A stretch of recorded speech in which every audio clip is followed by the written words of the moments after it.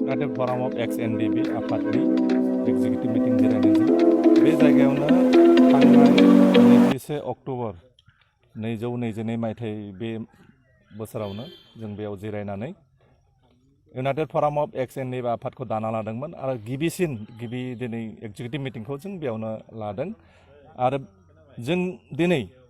आफादनि संबिजितखौ दानो थाखाय मोनसे drafting committee constitution drafting committee मोनसे जों दाना लाबाय आरो आफादनि मेन मूल मन्त्र माने मेन स्ल'गानखौ जों लादों गोजोननाय खौसेथि आरो सुबुंनि जौगानाय बे मोन्थोरखौ लानानै जों सिगांलांनो थाखाय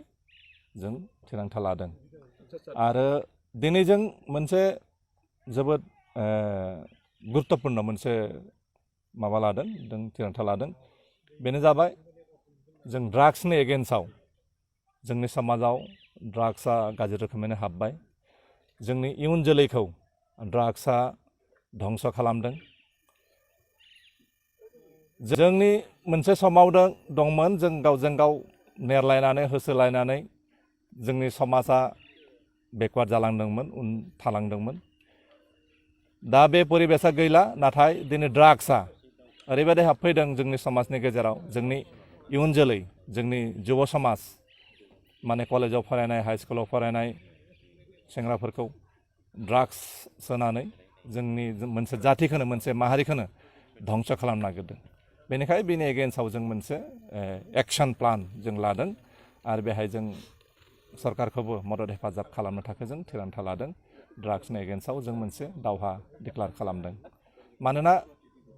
गुलिजों गावब्ला सासेल'सो मानसि थैयो नाथाय ड्राग्सजों मोनसे समाजखौनो बुथारजोबनो हायो नोरजिया खालामजोबनो हायो समाजखौ धंस खालामनो हायो जोंनि इयुन जोलैया धंस जागासिनो दङ बेनिखाय रांखान्थि राजखान्थि समाजखान्थि गासैबो बिथिङाव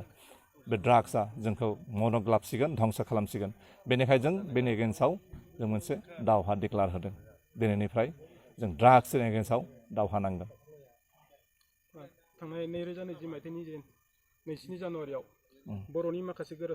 आफाद लोगोसे नोंथांमोननि जे एनडिएफबी बेजों गोरोबथा जालांबाय दा गोरोबथा जानाय बायदि नोंथांमोना मोननांगौ माखासे सुबिदाखौ मोननो हागोन नामा गोरोबथा जानायनि उनाव जों सानदोंमोन जोंहा आरो मावनांगौ गैला जों आलो गोजोन नागिरदों बेनिखायनो बेनि एगेन्स्टआव जों मोनसे एक्शन प्लान जों लादों आरो बेहाय जों सरकारखौबो मदद हेफाजाब खालामनो थाखाय जों थिरांथा लादों ड्राग्सनि एगेन्स्टआव जों मोनसे दावहा डिक्लेयार खालामदों मानोना गुलिजों गावब्ला सासेल'सो मानसि थैयो नाथाय ड्राग्सजों मोनसे समाजखौनो बुथारजोबनो हायो नोरजिया खालामजोबनो हायो समाजखौ धंस खालामनो हायो जोंनि इयुन जोलैया धंस जागासिनो दङ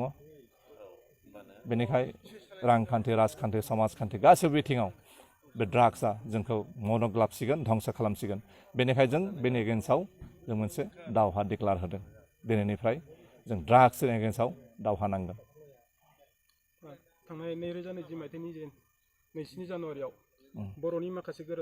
आफाद लोगोसे नोंथांमोननि जे एनडिएफबी बेजों गोरोबथा जालांबाय दा गोरोबथा जानाय बायदि नोंथांमोना मोननांगौ माखासे सुबिदाखौ मोननो हागोन नामा गोरोबथा जानायनि उनाव जों सानदोंमोन जोंहा आरो मावनांगौ गैला जों आलो गोजोनै जों समाजनि गेजेराव साधारन भाबैनो जोंनि बाकिखिनि समखौ आलो गोजोनै जों माने जिउ खुंलांनो हागोन होननानै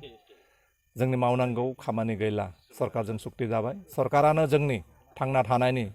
राहा लामाखौ दिन्थिनो हागोन सुक्तियाव थानाय एमअएस दफाफोरखौ आखरे जुदि माने मावफुङोमोनब्ला दिनै जों आरो गोदानै एक्स-एनडीएफबी मुंनि जों जेसेबां बारग' एनडिएफबिफोरा खौसे जानानै आरो इउनाइटेड फराम अफ एक्स-एनडीएफबी मुंनि मोनसे आफाद दानो गोनां जानाय नङामोन सरकारा मावफुङाखै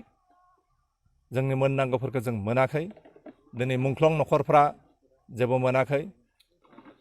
जोंनि मेन जायफ्रा मुंख्लं जालांबाय बर' माहारिनि हारि रैखाथिनि बर'नि मोनथायनि थाखाय जायफ्रा दावहा नांनानै मुंख्लं जालांबाय बिथांमोननि मुंख्लंनि थाखाय मुंख्लं खाम्फा लुनो थाखाय मोनसे जायगा होनांगौ मोनसे मुंख्लं खाम्फा लुनांगौ जाहाथे